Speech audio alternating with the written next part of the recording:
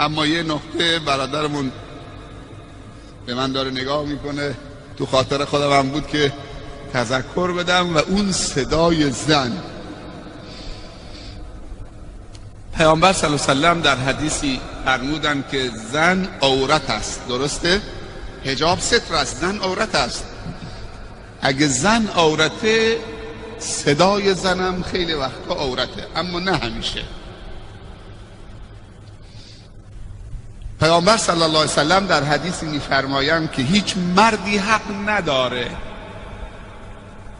خودشو به شکل زن یا ادای حرکت‌های زنانه رو داشته باشه، و هیچ زنی هم حق نداره که خودشو به شکل مرد یا ادای حرکات مردانه رو داشته باشه. بعد میگه خدا و رسول خدا لعنت کردن مردی که خودش را به شکل زن و زنی که خودش رو به شکل مرد در بیاره. تشبه لعنت کرده، یعنی از رحمت خدا به دور. خدا لعنت کرده و رسول خدا صلی الله علیه وسلم. اما امروز خیلی مردا هستن که لباس زنانه میپوشن، خیلی مردا هستن که دیگه از زنها هم آرایششون کاملتره. مردانی هستن که ابروشون رو برمیدارن. تو تلویزیون نگاه نکرده همینایی که فیلمای کودک بازی میکنن؟ دیدید که اسمشون رو من نمیدونم، ابروهاشون رو نگاه کردید؟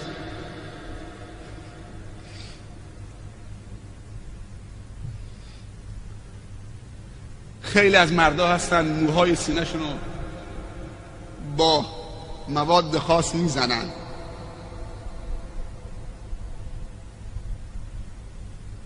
آرایش میکنن، بند میزنن.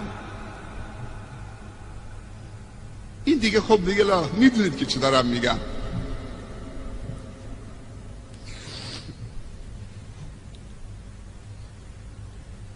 و خیلی از زنها هستن که لباس مردانه میپوشن،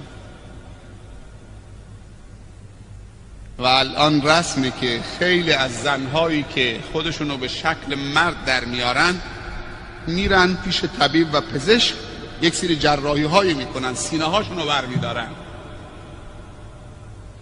طب چقدر بی ارزش شده. من همین سفر قبلی که تهران بودم تو رمضان دیدم خیلی از زنا بینی هاشون تو فرودگاه که می آمدن کسب زده بودن، یه مورد، دو مورد. بعد دیدم نه یک مورد، 10 مورد و 20 مورد و سبحان الله. بعد که متوجه شدم سوال کردم، گفتن اینا ظاهرا جراحی پلاستیک میکنن، یعنی به بینی خودشون که خدا دادیه. خیلی چیزای دیگه که آدم شرمش میاد.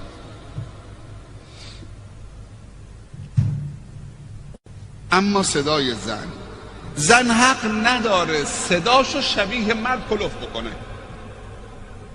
درسته که گفتن که زن نباید با صدای نازک و اشوه و باریک غیر طبیعی جواب مرد بده، حالا چه تو تلفن، چه پشت در، چه تو اماکن عمومی که میره، تو مدرسه، دانشگاه، جاهای دیگه. در خانه حق نداره صداشو بیش از حد کلوف بکنه که شبیه صدای مرد باشه. این خودش یک نوع تشبه هست. اما حق هم نداره صدای طبیعی خودشو دوباره تبدیل بکنه و نازکتر و باریکتر با اشوه از اون صدای طبیعی خودش. اگه کسی زنگ تلفن زد تو خونتون، مرد خونه نبود، زن با همون صدای معمولی خودش بدون که خنده بکنه، اشوه بکنه، صداشو باریکتر بکنه، جواب تلفن بده. کیه؟ همون صدای طبیعی خودش. ببخشید شما، نه فلانی خونه نیست، تمام شده رفت. اما قهقه بزنه و بخنده و اشوه بکنه و صداش باریکتر بکنه و این اشکال فنی داره. این او رو در معرض خطر قرار میده.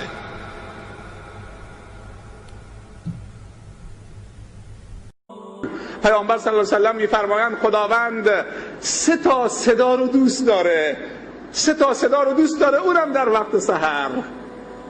یکی صدای اذان گفتن خروس و یکی صدای تلاوت عبد با کلام رب العالمین و یکی صدای آه و ناله انسان گناهکار سر تا پا تقصیر در وقت سحر که به درگاه خدا زاری می کند. میگه مستغفرین دیگه استغفارشون همینجور وصله با نماز شبشون تا اذان صبح. این 3 نفر.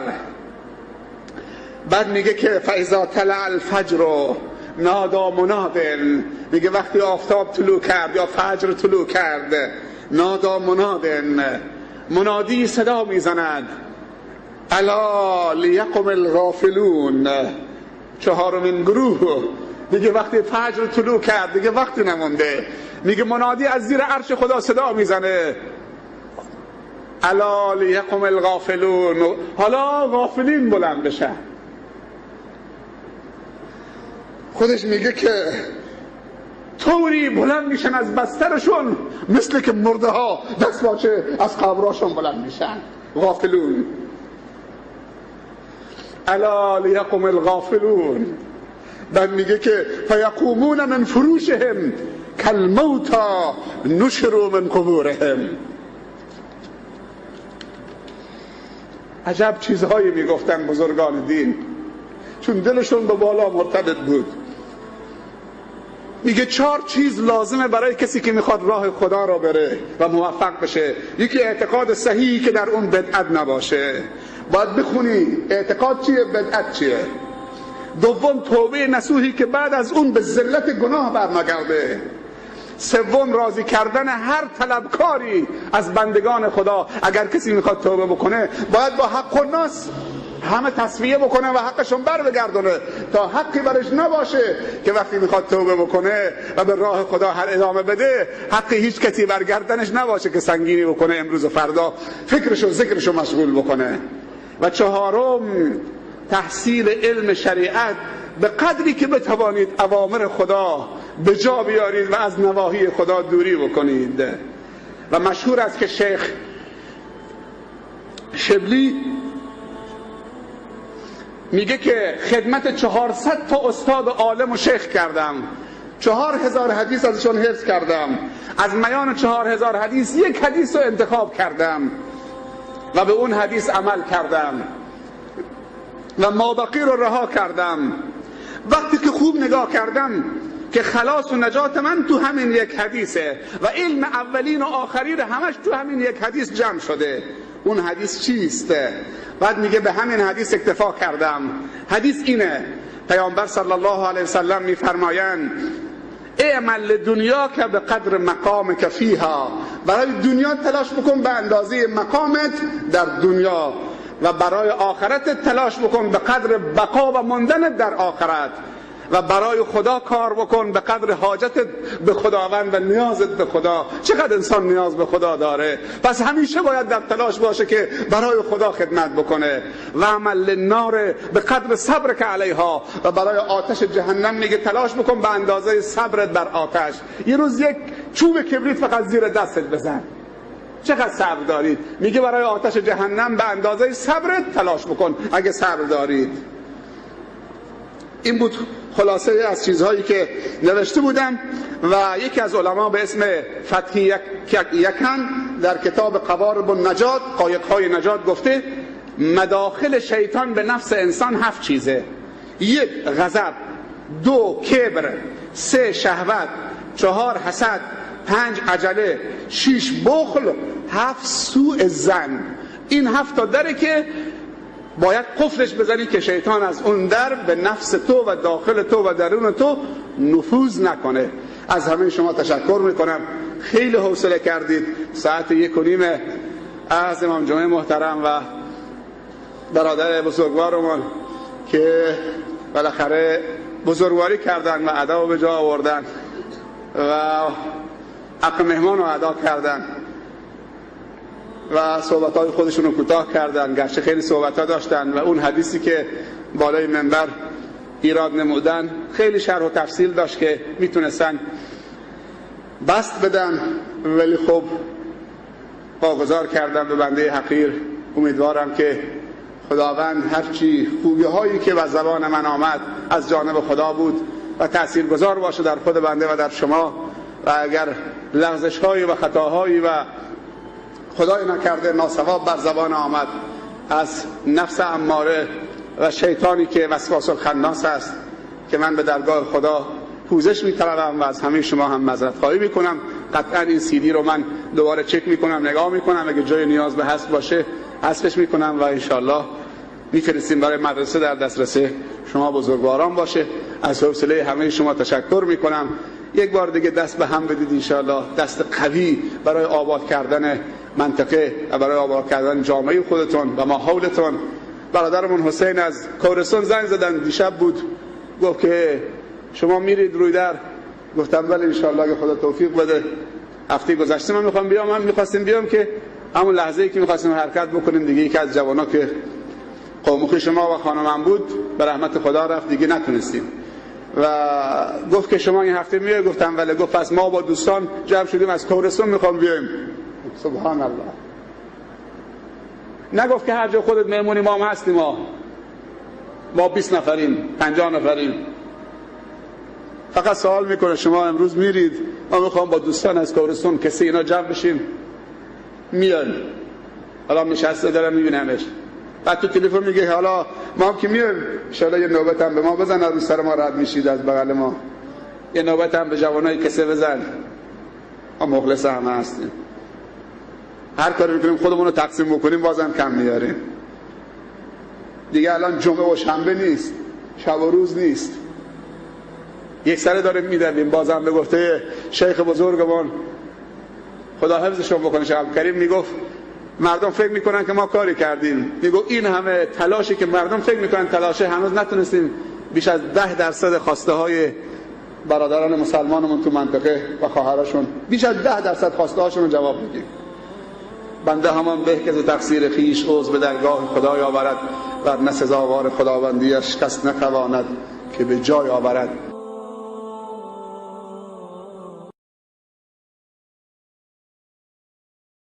گفت بارالها من پدر و مادر پیری داشتم. خوب دقت بکنید. بارالها من پدر و مادر پیری داشتم و گله گاو و شتر و گوسفند داشتم. عیالوارم بودم، بچه داشتم. هر روز میرفتم گله رو میوردم صحرا، شیر رو میدوشیدم میآوردم. قبل از این که به بچه هام بدم اول به پدر و مادر پیرم میدادم تا اونها بخورن بنوشن از من راضی باشن، بعد به بچه ها و فرزندانم میدادم. تا اینکه یکی از روزها رفتم صحرا دنبال گله. وقتی آمدم که شب شده، هوا خیلی تاریک شده، مقداری از شب گذشته، بچه ها گرسنه‌اند، همه گریه میکنن. شیر تو دستم آوردم، دویدم به طرف پدر و مادرم که هر دوتا خواب رفتن، انتظار کشیدن خواب رفتن. بچه ها فریاد میزنن، گریه میکنن بابا شیر بده.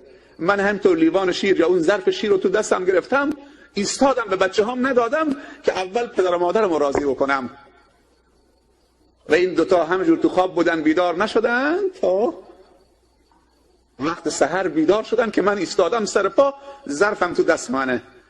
بعد گفتم بابا شیر بگیر، مادر شیر بگیر بخور. و پسرم تو ایستادی، و معذرت میخوام وقت من آمدم شما خواب بودید، شیرتون رو بگیرید بخورید. خوردن، تشکر کردن. گفت بارالها اگر احترام به پدر و مادر، خدمت پدر و مادر، نیکی به پدر و مادر، احسان به پدر و مادر، رضای پدر و مادر رضای توست و خدمت به اونها رضای توست و دستور توست، تو دستور دادی که من به پدر و مادرم اکرام بکنم، احترام بکنم. خدایا اگر این کار رو من به خاطر رضای تو کردم، مشکل ما رو حل بفرما. هنوز دستش پایین نیامده بود که صخره جابجا شد. پیامبر صلی الله علیه و سلم در حدیث دیگر میفرمایند پله منبر رو میشمرد، گفت آمین آمین آمین. 3 تا آمین گفت، 3 تا پله منبر که رفت بالا. صحابه تعجب کردن این 3 تا آمین مال چیه؟ جواب داد. اولین آمینی که گفتم جبرئیل آمد، گفت ای رسول خدا صلی الله علیه و سلم، از رحمت خدا به دور باد، محروم باد کسی که پدرش یا مادرش یا پدر و مادرش در حیات باشن سبب آمرزیده شدن گناهان اون پسر نباشد و این پدر و مادر از دنیا ناراضی از فرزندان از دنیا برن و فرزندانشان در حیاتشان آمرزش از خدا نگیرن به وسیله پدر و مادر. یعنی پیامبر میفرمایند صلی الله علیه و سلم پدر و مادر وسیله‌ای است که انسان بتواند از خدا آمرزش بگیره، ولی پدر و مادر رفتن این فرزند آمرزیده نشد. بگو آمین. گفتم آمین. و علما میگویند دعای پدر و مادر در حق فرزند دعای خیرش مثل دعای نبی در حق امتش هست و نفرین پدر و مادرم نفرین خطرناکی است و امروزه اکثر جوانان از پدر و مادرشون بیزارند، زود از پدر و مادرشون سیر میشوند. هنوز پدر و مادر جوانند، افتاده نشدن سیر شدن. مادر 40 ساله 50 ساله خدا نکنه که مریض بشه، افتاده بشه، خانه سالمندان. مردایی هستن که به خاطر زن جوانشان مادر پیرشون رو در بدر کردن، چون زنش گفته یا من تو این خانه یا این مادر پیر خرفتید. گفته تو باشید کدبانوی خانه من، چراغ خانه من. این مادر پیر یه جایی جاش میشه، تو سالمندا تحویلش میدیم. ماهی 30,000 تومان هم به سالمندان میدم.